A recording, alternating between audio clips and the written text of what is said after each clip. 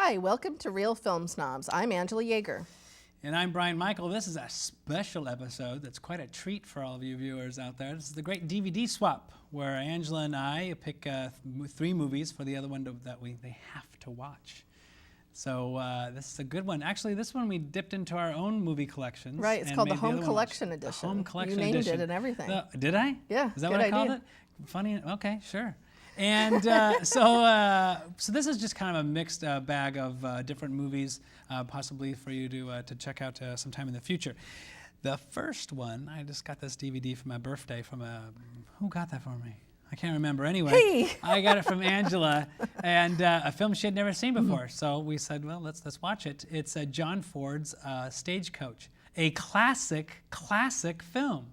How someone had gone this long without seeing it, I don't know, but it's a classic Western, so I can understand why Angela would run away from it. This is a stagecoach, funny enough, filled with passengers that are trying to make it across Apache territory. Of course, along the way, they meet an outlaw played by John Wayne in a star-making performance.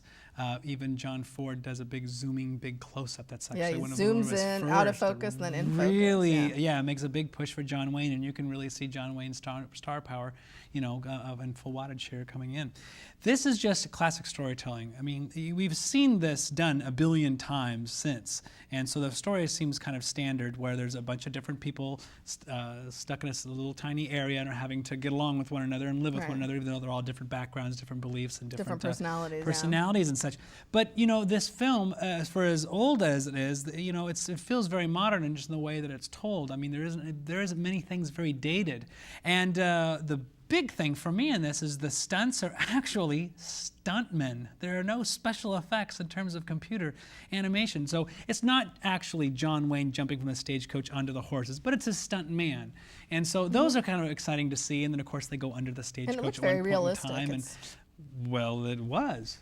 Well, you couldn't see the cuts where they then put in the stunt man. I mean, it seemed very seamless. Yeah. Yes, I agree. This is I actually really loved this movie, and I'm sort of sometimes on the fence on John Ford / John Wayne movies. But one of the things I liked about this movie is that it almost, it's a Western in that it's set in that time period, but it just seemed like a good human drama because of the fact they're all sort of stuck in the stagecoach together. It's not your usual, guy rides into town and they have to shoot each other up, type of Western. Although those can be enjoyable as well in certain scenarios.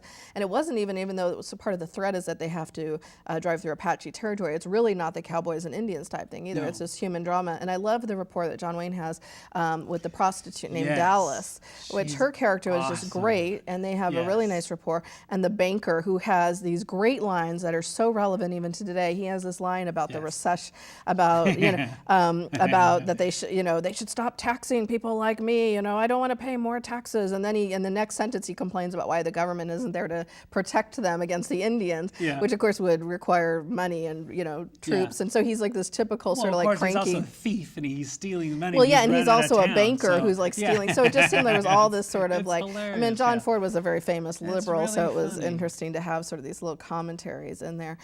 So I really enjoyed it. The cinematography, of course, is great, and it's a great transfer. It's a Criterion Collection movie, which is why I bought it for you for your birthday. In fact, even though I hadn't seen it, but I know you're a big fan of John Ford, and I try not to buy you movies just that I like, but that I know you'll enjoy. So, unlike the way you sometimes like to purchase. Jaws: The Revenge has its moments that I didn't like, but I just thought it would, dilute hurt your collection there by having it in there. No, I really enjoy the with Dallas in there, the way they treat the prostitute, because obviously she's being shunned, she's being thrown out of town, she's being exiled, and then when she's on the stagecoach, some of the people don't know the story of what's going on, so they come in there like, "Ma'am, how are you?" And they start treating her as a lady or as anyone else without knowing that she's although the one Southern man and so knows, I do enjoy that. Yeah. And then of course her relationship with the other woman, who we find find out something very surprising about her. I'm not going to give anything away, which is, there's a lot of things. But again, we've seen this story done a billion times.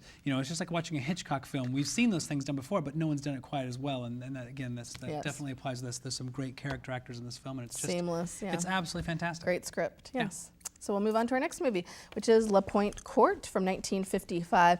And I picked this movie in part because I have this Agnes Varda box set that I got from Criterion Collection, and I thought this is her first film that she did. And we've reviewed a couple of her other films on the show, including Cleo from 5 to 7, which is her best known film, probably along with Vagabond.